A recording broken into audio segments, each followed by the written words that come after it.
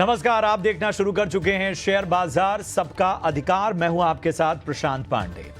बचत करना हमारी आदत में शुमार है, लेकिन इस बचत का निवेश हम कहां करें, किस तरीके से करें, यह बड़ा सवाल है। और इन्हीं तरीकों और निवेश के बदलते तमाम तौर तरीकों पर हम चर्चा करते हैं। और शेयर बाजार सबका अधिकार आपका शो है, बड़ा हिस्सा हम आपके सवालों का शामिल करते हैं। तो फटाफट से अपने सवाल हम तक पहुंचाइए।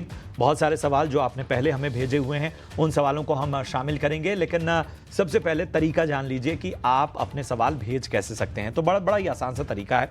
आपको कुछ नहीं करना है, आपकी स्क्रीन पर QR कोड स्कैन करने हम जा रहे हैं और इस QR कोड को आप जैसे ही स्कैन करेंगे आप हमसे जुड़ जाएंगे, यानी ET नाउ स्वदेश शेयर बाजार सबका अधिकार से जुड़ेंगे। इसके बाद आपको कुछ नहीं करना है, अपना नाम, अपने शहर का नाम और अपना सवाल, यानी किस स्टॉक पे आपका सवाल है। स्टॉक पे नहीं भी है, कोई बेसिक बात भी जानना चाहते हैं तो वो भी लिखिए। और इसके साथ ही अगर स्टॉक स्पेसिफिक सवाल है तो नजरिया भी जरूर मेंशन कीजिए कि आप लंबी अवधि के निवेशक हैं या शॉर्ट टर्म का आपका व्यू है। तो इससे बड़ी आसानी होती है हमारे एक्सपर्ट को आपको बेहतर व्यू देने के लिए। तो फटाफट से अपने सवाल हम तक पहुंचाइए।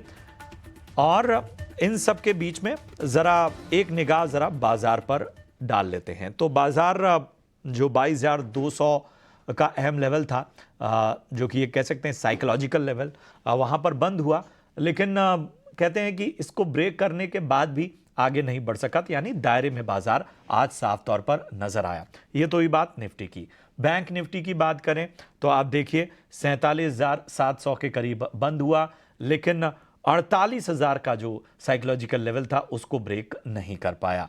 अब यहां से अगर हम सेंसेक्स को देखें तो 72,980 के करीब यहां पर जो है वो सेंसेक्स बंद होता हुआ नजर आया।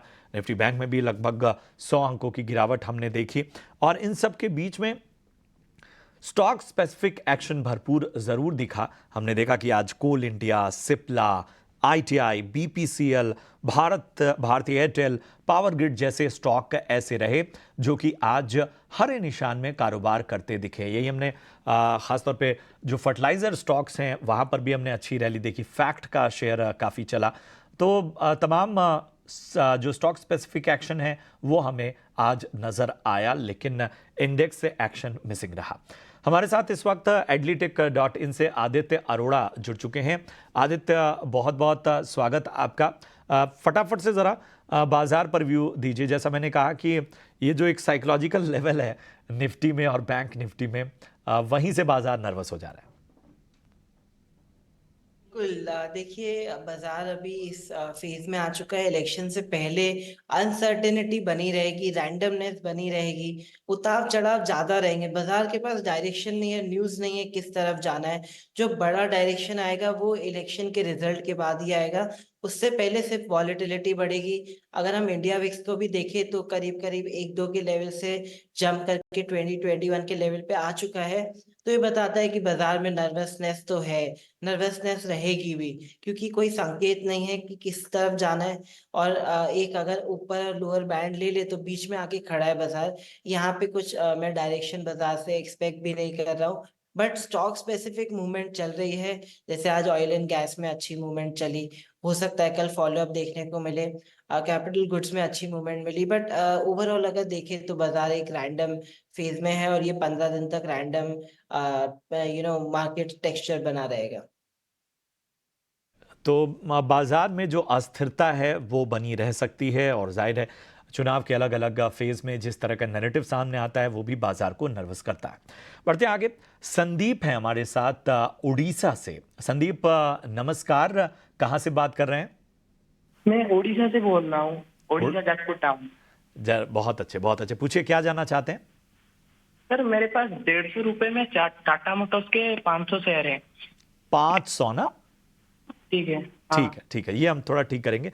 5,000 शेयर हो गया है, 500 शेयर इनके पास हैं 150 के भाव पे। लेकिन चूंकि इतने शानदार लेवल पे आपने इसमें एंट्री की हुई है कि अच्छा खासा मुनाफा आपको हो रहा है यहाँ पर। पूछिए, कब तक रुक सकते हैं आप, कब तक और स्टॉक? अभी मैं सोच रहा हूँ इलेक्शन के बाद, इलेक्शन जब खत्म होगा तो जी, सोच रहा हूँ 250 शेयर बेच दूं और 250 शेयर होल्ड कर सकता हूँ क्या मैं? बिल्कुल। चलिए, ये रणनीति आमतौर पे बेहतर ही मानी जाती है कि अपना कैपिटल बचा लिया जाए और बाकी अगर ज़बरदस्त मुनाफा हो रहा है, मेरे ख्याल से तो आपको इतना मुनाफा हो रहा है कि आप और ज़्यादा यहाँ पर रिस्क ले सकते हैं। लेकिन आदित्य बताइए, क्या आपका नज़रिया होगा, इलेक्शन तक रुकना चाहिए या अभी ये वाली रणनीति जो ये कह रहे हैं कि 50% अभी इसमें से निकल जाऊं और आप बाकी के लिए बात के लिए छोड़ दो? देखिए, सबसे पहले मैं व्यूअर को बहुत बधाई देना चाहता हूँ। उन्होंने बहुत शानदार इन्वेस्टमेंट किया और उससे ज़्यादा इतना पेशेंस बना के रखा, जो एक अच्छी क्वालिटी मानी जाती है इन्वेस्टर में। तो मैनी कांग्रेचुलेशंस ऑन दैट। अब coming back to the query, मुझे लगता है कि स्टॉक बहुत ज़्यादा ओवरशूट कर चुका है और ओवरबॉट हो चुका है। एक लेवल पे स्टॉक 60 का ट्रेड कर रहा था और अभी स्टॉक ने ऑलमोस्ट हाई लगाया 1100 हजार 1100 का लेवल टच किया है स्टॉक ने। अब ये स्टॉक ओवरबॉट जोन में आ गया, तो यहाँ पे थोड़ी सी गिरावट एक्सपेक्टेड है, प्रॉफिट बुकिंग एक्सपेक्टेड है। तो बिल्कुल यहाँ पे मुनाफा वसूली कर सकते हैं आप, प्रॉफिट बुकिंग कर सकते हैं। कितनी करनी चाहिए वो आप अपने हिसाब से तय कर सकते हैं, अपना फाइनेंस देख के। बट मेरे हिसाब से यहाँ पे प्रॉफिट बुकिंग का कॉल बनता है। प्रॉफिट बुकिंग आपको अभी ही कर लेनी चाहिए। पार्शियल प्रॉफिट बुकिंग कितना करना है ये आप तय कर लीजिए और उस हिसाब से आगे की रणनीति बनाइए। रितु जी हैं हमारे साथ झारखंड से इस वक्त जुड़ी हुई। रितु नमस्कार, झारखंड में कहाँ से बात कर रही हैं? हेलो। हाँ रितु, आवाज आ रही है आपको? जी। हाँ, झारखंड में कहाँ से बात कर रही हैं रितु? झारखंड, धनबाद सर। ठीक है, पूछिए क्या जानना चाहती हैं आप शेयर बाजार सबका अधिकार में? सर, मैंने बजाज कंज्यूमर के 900 शेयर्स ले रखे थे 264 रुपीज पे। तो सर अभी तो काफी लॉस हो रहा है, तो फिर ठीक है, अब मुझे बस रितु ये बताइए कि आपने ये शेयर किसी की सलाह पे खरीदे थे या खुद आपने रिसर्च करके शेयर लिया था? नहीं सर, टीवी में 18 हाउस प्रदेश पर ही मैंने देखा था। ठीक है, तो अंशुल सर के रिकमेंडेशन पर मैंने लिया था ये। अच्छा। तो देखिए रितु, क्या होता है कि जब इस तरह से आप स्टॉक लेते हैं ना, तो बाजार में जिस तरह के उतार चढ़ाव आते हैं उसमें आपको नज़र भी रखनी होती है और कई बार हम इस पे दोबारा भी व्यू देते हैं। कई बार जब स्टॉक में अचानक से बाजार में पिछले दिनों हमने देखा, तो थोड़ा सा बाजार पे नज़र रखनी चाहिए। चलिए, फिर भी हम आपको एक बेहतर नज़रिया देने की कोशिश करते हैं। इस बीच ब्लू ओशन स्ट्रेटेजिक एडवाइजर से आशीष माहेश्वरी साहब भी मेरे साथ बने हुए हैं। आशीष जी बताइए, 264 की बाइंग है बजाज कंज्यूमर की और फिलहाल क्या करना चाहिए? ये लेवल कब तक आ सकते हैं या इसके ऊपर तक के लेवल आप कब तक देख रहे हैं? इनफैक्ट अभी इस स्टॉक को होल्ड करने का रहेगा मेरा मानना है, जिस हिसाब से दूसरी कंपनियों।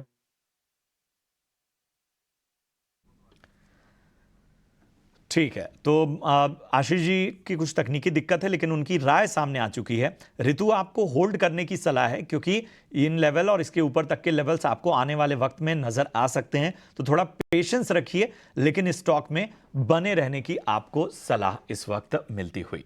चलिए अब बढ़ते हैं आगे। सुनील अरोड़ा हमारे साथ इस वक्त मध्य प्रदेश से बने हुए हैं। सुनील जी नमस्कार, मध्य प्रदेश में कहां से बात कर रहे हैं? चलिए, लगता है तकनीकी खामी है जिसकी वजह से सुनील से हमारा संपर्क टूट गया है, लेकिन इनका सवाल हमारे पास है और इनका सवाल राजेश एक्सपोर्ट पे है। 270 शेयर हैं राजेश एक्सपोर्ट के, 467 रुपए की इनकी बाइंग है। आदित्य, राजेश एक्सपोर्ट 467 की बाइंग है, अच्छा खासा नुकसान यहां पे होता हुआ। देखिए, राजेश एक्सपोर्ट का अगर हम शॉर्ट टर्म ट्रेंड देखें तो कंटेनर स्टॉक एक गिरावट में रहा है from levels of almost 1000 to stock ने ऑलमोस्ट 250 270 का लो बनाया।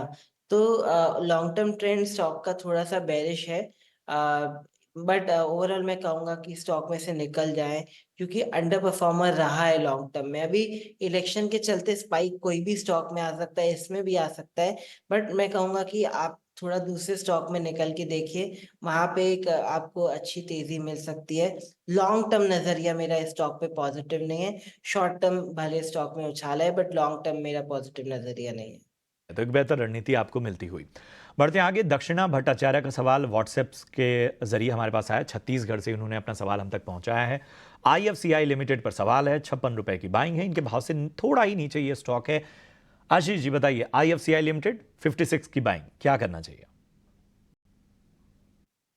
मेरा मुझे लगता है कि थोड़ा सा बने रहिए। 56 रुपए का बाइंग है और 54 का ही अभी प्राइस चल रहा है।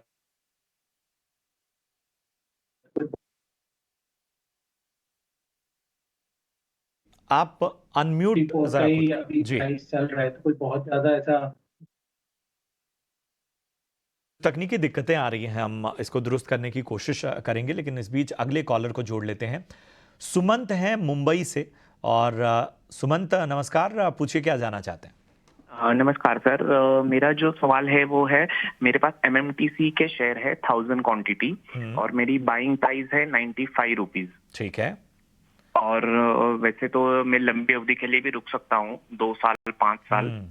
लेकिन मुझे थोड़ा सा जानना था कि शेयर किस तरीके का है। मतलब मैंने थोड़ा सा रिसर्च किया था उस पे, बट वो एक ही कंसोलिडेशन फेज में घूम रहा है, तो मुझे उसके बारे में थोड़ी जानकारी चाहिए थी।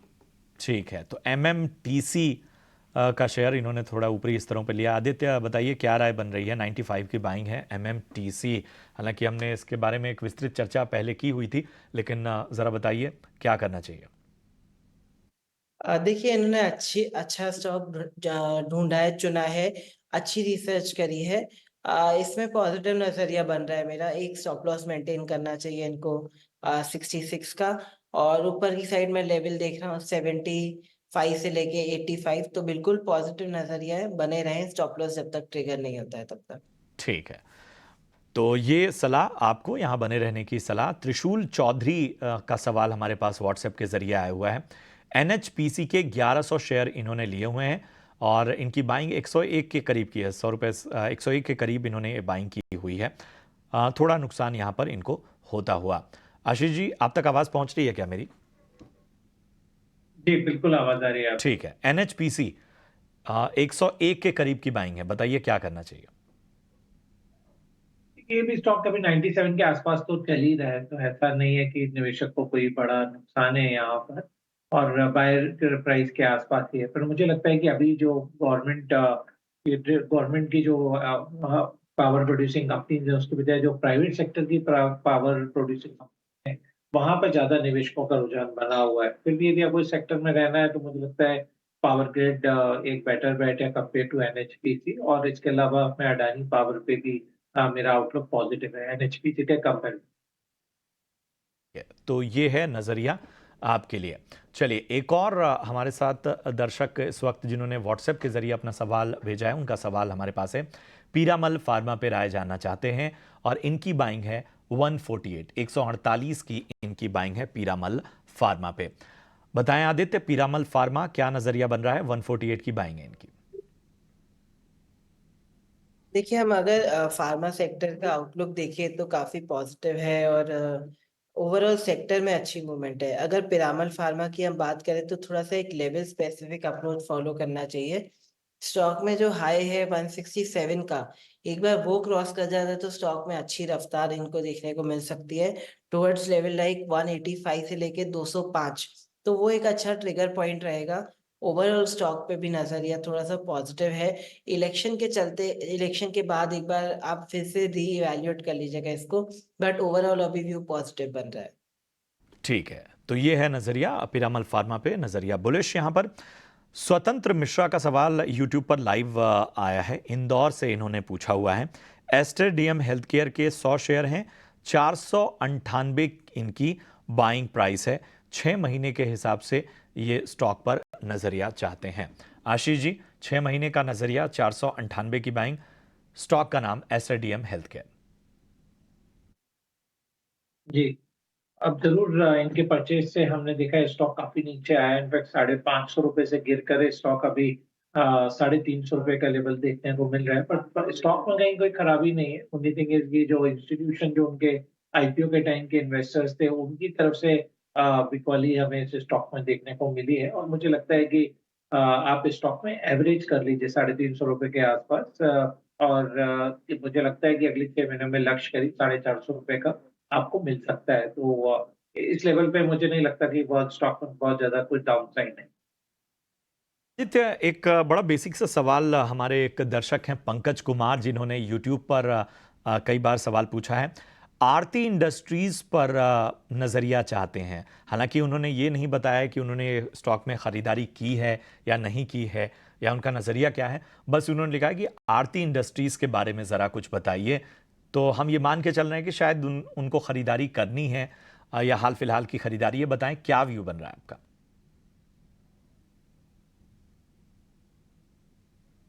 देखिए, आरती इंडस्ट्री की अगर बात करें तो टेक्सचर काफी पॉजिटिव है, नेगेटिव है, पैटर्न्स काफी नेगेटिव है।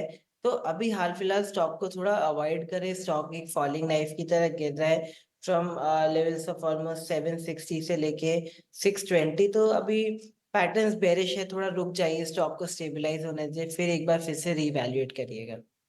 तो अहम रणनीति आपको पंकज जी मिलती हुई। इस वक्त मोनिका पंडित का सवाल यूट्यूब पर लाइव है। यस बैंक पर राय जानना चाहती हैं। लेवल्स नहीं बताए हैं, बस उन्होंने कहा है कि 100 शेयर उनके पास हैं। लॉन्ग टर्म का नज़रिया, 3 साल तक का नज़रिया चाहती हैं। आशीष जी, कोई लेवल नहीं बताया इन्होंने किस भाव पे इन्होंने ख़रीदा है, लेकिन 3 साल के लिए यस बैंक, ज़रा बताइए क्या व्यू बन रहा है। मुझे लगता है 3 साल के लिए यस बैंक बिल्कुल एक अच्छा बैट रहेगा। 22 रुपए पे काफी समय से भी रुका हुआ है। काफी अच्छे नतीजे भी आए थे, डिविडेंड भी दिया है। बट थोड़ा सा जो कार्लाइल की तरफ से जो एक ब्लॉक डील हुआ था, उन्होंने अपनी बिक वाली की करीब 2.25% होल्डिंग को। उसके बाद थोड़ा सा स्टॉक में प्रेशर देखने को मिला। बट फंडामेंटली बैंक ठीक है। मुझे लगता है 3 साल का ये नजरिया है, तो 50% का रिटर्न आपको यहाँ पे बिल्कुल 3 साल में मिल सकता है। ठीक है, तो यहाँ पर आप अगर आपने खरीदारी की है तो बने रहने की आपको सलाह मिलती हुई। अनुज कुमार दुबे का सवाल है, नागपुर महाराष्ट्र से। टाटा पावर पर राय जानना चाहते हैं और इन्होंने 224 के स्तर पे टाटा पावर में एंट्री की हुई है। लॉन्ग टर्म नज़रिया इनका भी है। आदित्य, टाटा पावर 224 अच्छे लेवल पे बाइंग। एक और हमारे दर्शक आज जुड़े थे जिन्होंने 150 रुपए की बाइंग की थी। यहाँ पर 224 की बाइंग है। लॉन्ग टर्म पर्सपेक्टिव किस तरह का व्यू बन रहा है? देखिए, पूरे पावर सेक्टर में आउटलुक तो काफी बेहतरीन बन रहा है। बट टेक्निकली अगर बात करें तो टाटा पावर के लिए 450 से लेके 500 एक डिस्ट्रीब्यूशन जोन है। तो यहाँ पे मेरे हिसाब से एक मुनाफा वसूली वाला जोन आ चुका है। यहाँ पे थोड़ा सा होल्डिंग को हल्का किया जा सकता है और नीचे एक बार रिट्रेसमेंट जब स्टॉक थोड़ा गिरावट दिखाए तब तो बाय किया जा सकता है। तो 350 स्टॉक के लिए एक डिमांड जोन है, वहां पे आप एक बुल बन सकते हैं। बट यहाँ पे थोड़ा सा मुझे लगता है कि एक ओवरसोल्ड जोन आ चुका है। प्रॉफिट बुकिंग यहाँ से आ सकती है। तो थोड़ा सा टेक्निकली यहाँ पे प्रॉफिट बुकिंग करना कोई ज्यादा दिक्कत बंद नहीं है। तो ये नज़रिया आपका टाटा पावर पे। बढ़ते हैं आगे। आनंदिता रे हैं जिन्होंने बिरला सॉफ्ट में ख़रीदारी की हुई है। यूट्यूब पर इनका भी सवाल हमें लाइव मिला है। 735 रुपए की इनकी बाइंग है बिरला सॉफ्ट में। 1 साल का नज़रिया लेके चल रही हैं। आशीष जी बताइए, बिरला सॉफ्ट 735 की बाइंग। बिरला सॉफ्ट में हमने देखा है काफी समय से स्टॉक एक नैरो रेंज में मूव हो रहा है। दूसरा, एक सेक्टर में जो एक हेडविंड्स देखने को मिल रहे हैं कि कोई बहुत ज्यादा ट्रिगर नहीं है आईटी स्टॉक्स को जो नई रैली की तरफ ले जाए। तो मुझे लगता है कि एक बार स्टॉक में से एग्जिट कर लेना एक बेटर बेट है। उसके बजाय जो कैपिटल गुड्स के या पावर या गवर्नमेंट रिलेटेड स्टॉक्स हैं, वहां पर निवेश करेंगे तो बेटर रिटर्न आएगा। एक बार बिरला सॉफ्ट से एग्जिट। ठीक है। एक हमारे दर्शक हैं राहुल, उनका भी सवाल ले लेते हैं। हालांकि बहुत ही पेनी स्टॉक है इनका और इन्होंने एमके प्रोटीन पर राय जाननी चाहिए। चूँकि शेयर बाज़ार सबका अधिकार में हम हर तरह के सवाल लेते हैं। हालांकि हम अपने दर्शकों से यही गुजारिश करेंगे कि आमतौर पे इतने पेनी स्टॉक्स के बारे में राय देना थोड़ा मुश्किल होता है, लेकिन फिर भी कोशिश करते हैं। आदित्य, ज़रा एमके प्रोटीन देख के बताइए। 10 रुपए की इनकी बाइंग है। 1000 शेयर इनके पास हैं। लॉन्ग टर्म का इनका नज़रिया है। इनके भाव से तो ऊपर ही है स्टॉक। देखिए, मुझे दिख नहीं रहा है मेरे चार्ट्स में एमके प्रोटीन ठीक है, करके। ठीक है। तो राहुल जी, आपसे माफ़ी चाहेंगे हम। जैसा मैंने पहले भी आपसे कहा, चूंकि शेयर बाज़ार सबका अधिकार में हम तमाम दर्शकों के सवाल लेते हैं, लेकिन इस तरह के स्टॉक्स के जो डेटा हैं वो आम तौर पे मौजूद नहीं होते, हमारे एक्सपर्ट के पास भी नहीं होते, इसलिए हम इस पर कोई उत्तर नहीं दे सकते। चलिए, कुछ और सवालों को शामिल करते हैं। प्रतिमा साहू का सवाल यूट्यूब पर हमारे पास आया हुआ है और इनका सवाल ओएनजीसी पे है। 284 रुपए पे इन्होंने ओएनजीसी के स्टॉक में एंट्री की हुई है। इनके भाव से 10 ही रुपए के करीब यहाँ पर गिरावट है। ओएनजीसी पर आज भी हमने एक व्यू लिया था और एक बार फिर से इस पे ताज़ा व्यू ले लेते हैं। बताएं आशीष जी, ओएनजीसी 284 की बाइंग। बिल्कुल, इनफैक्ट काफी अच्छा परफॉर्मेंस यदि ऑयल अपस्ट्रीम कंपनीज में देखा जाए जो ऑयल एक्सप्लोरेशन करती है, तो हमने ओएनजीसी का देखा है। इनफैक्ट अपने 52 वीक हाई से 20 रुपए नीचे स्टॉक ट्रेड कर रहा है, तो मुझे लगता है कि स्टॉक में बने रहें। 283 से 290 के लक्ष्य से स्टॉक में भी अगले महीने भी देखने को मिल सकते हैं। ठीक है, तो ये नजरिया आपके स्टॉक पे ओएनजीसी पर इस वक्त आशीष जी की तरफ से आता हुआ। चलिए, हम इतने ही सवालों को शामिल कर पाएंगे, लेकिन एक बार फिर आपको बता देते हैं कि आपको कुछ नहीं करना है। क्यूआर कोड हम लगातार स्कैन कर रहे हैं और उस क्यूआर कोड को स्कैन करते ही आप हमसे जुड़ जाएंगे। अपने सवाल हम तक भेजिए। यूट्यूब पर लाइव कॉमेंट करके भी अपने सवाल आप भेज सकते हैं।